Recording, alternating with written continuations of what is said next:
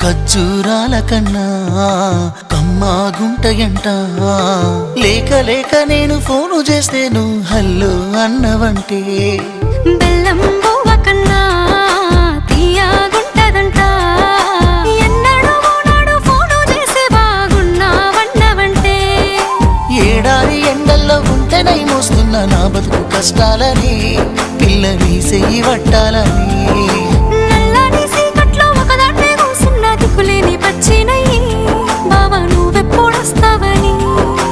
ఏళ్ళైపోతుండే పిల్ల ఎన్నెలొచ్చింది మన బతుకులా